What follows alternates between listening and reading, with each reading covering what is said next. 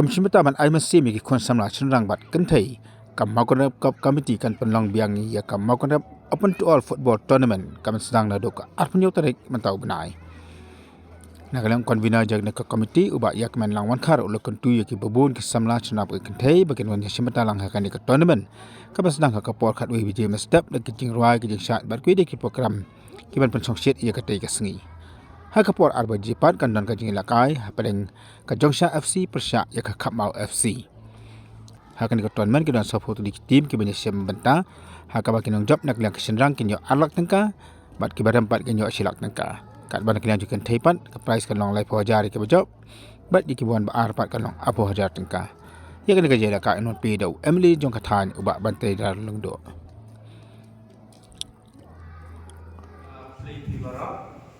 Agar tinggi banyak melang makar di kemudian juga mau perlu komiti ini dalam membahas ini berani sekret antara angin jauh ya ketika football football tournament kapan selalu agak upload tadi mentau naik arah cara naik malam jumsha football kan belum football sorry kedua beci mesti hanya menurut tentang paducu kru bagajan cengai kru bagi football bagi nyawan pansaki kang ketika sini kadang suara cingsha cenruai rengkat kemaju pas lagi school balik kelompok berbuat bagi simeta ketika sini nyawan bagi mengkat brand ban ban berfungsi ini kumcuru ketika sini kecingin lakai dengan kacoksha football team persya ya kan sama football team harus berfungsi tekin dulu na setelah berpeni ya freestyle skill kategori sini dulu Emily Juni belum konsam kategori sini play Juni tengok kami bari baru payah kata nak perlu dulu di mana jalan cai bermain bersaki kategori kasih bakal kasih play Juni apa pun rokok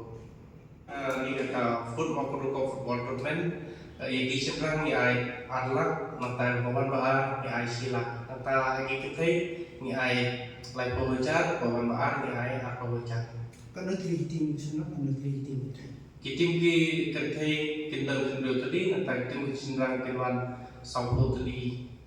tamu format negeri ke football ke negeri ini ada liga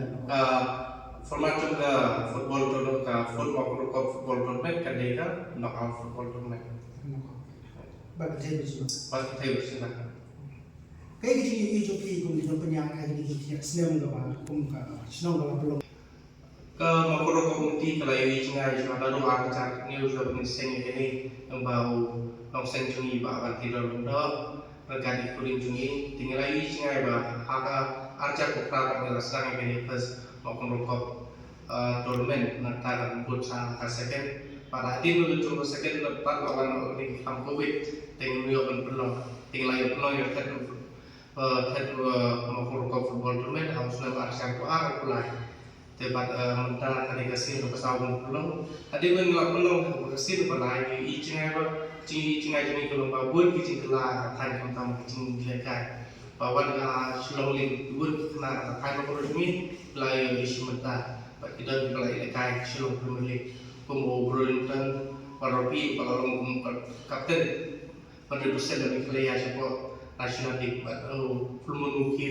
Tibin Roy Rospung Batway Kebun dipilih dalam minggu kayak Bailey Kai National League lalu first region second third but full rookie walaupun umur busuk bagi permi lembaga liga